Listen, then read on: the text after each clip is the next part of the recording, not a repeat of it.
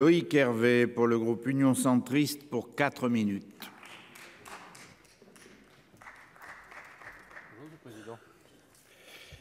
Monsieur le Président, Madame la Ministre, mes chers collègues, avant toute chose et comme tous les collègues qui se succèdent à cette tribune, cet après-midi, je tiens à saluer le travail exceptionnel qui a été effectué par notre délégation aux droits des femmes, en particulier par nos collègues la présidente Annick Billon et nos collègues Alexandra Borchio-Fontimp, Laurence Cohen et Laurence Rossignol, auteurs du rapport d'information Porno, l'enfer du décor, dont émane la présente proposition de résolution.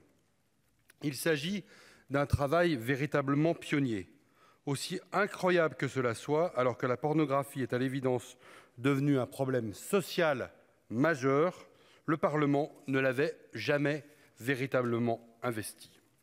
Avec ce rapport d'information et cette proposition de résolution, la représentation nationale ouvre enfin les yeux, il était temps, contre les préjugés les plus communément répandus. C'est évidemment tout à l'honneur de notre Haute Assemblée d'avoir porté cette prise de conscience.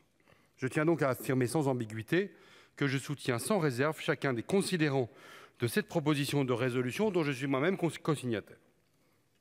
La question qui est devant nous est importante, Madame la Ministre. Après la publication du rapport, l'adoption, je l'imagine tout à l'heure, de cette résolution, tout cela nous entraînera, Madame la Ministre, sans doute vers un texte de loi et posera nécessairement la question de l'adoption de mesures pragmatiques pour être efficaces. L'interdiction pure et simple de la pornographie est un chemin que certains de nos collègues nous proposeront peut-être d'emprunter. Sans préempter sur ce débat, je crois pouvoir affirmer que la prohibition pourrait générer immédiatement la bascule de la pornographie dans la contrebande et la mafia, qui sont des mots encore pires que ceux que nous connaissons déjà aujourd'hui et qui ont été longuement évoqués. Existe-t-il une pornographie éthique? Existe-t-il une pornographie morale? Est-ce notre rôle d'y répondre? Dans les débats à venir, je serai de ceux qui défendront un encadrement strict. C'est un chemin de crête qui demande de la conviction, mais qui, à mes yeux, est le seul qui soit en mesure de produire de réels effets sur la réalité vécue dans notre pays. Or, pour encadrer la pornographie, nous avons tout à faire. Et c'est bien ce travail que nous invite, à mes yeux, encore une fois, cette présente résolution. La seule pornographie qui puisse exister se doit de respecter la loi, mais avant tout la personne humaine et bien évidemment les femmes. C'est une pornographie d'adultes consentants et qui ne s'adresse qu'à eux. Aucune tolérance pour les viols, ce sont des crimes.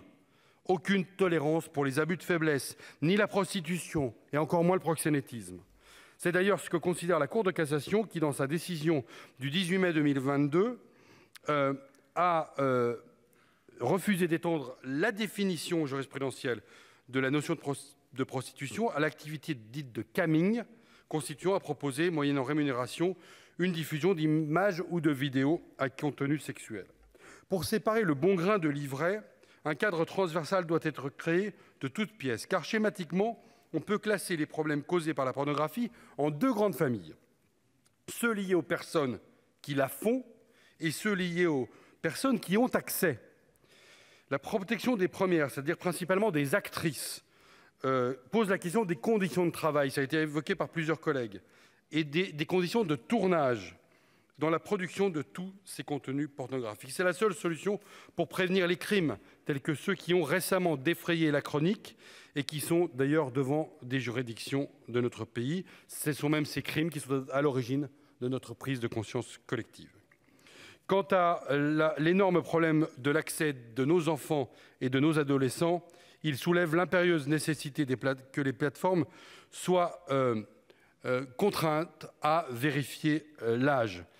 La CNIL a fait des propositions et il y a, Monsieur le Président, je suis un peu long, mais il y a eu un élément qui est très important et j'en terminerai par là et qui, à nos yeux, doit être un élément de réflexion, c'est la régulation également des messageries instantanées qui sont un champ extrêmement important. Vous l'aurez compris dans mes propos, le groupe de l'Union centriste votera cette proposition de résolution sans aucune réserve. Merci, chers collègues.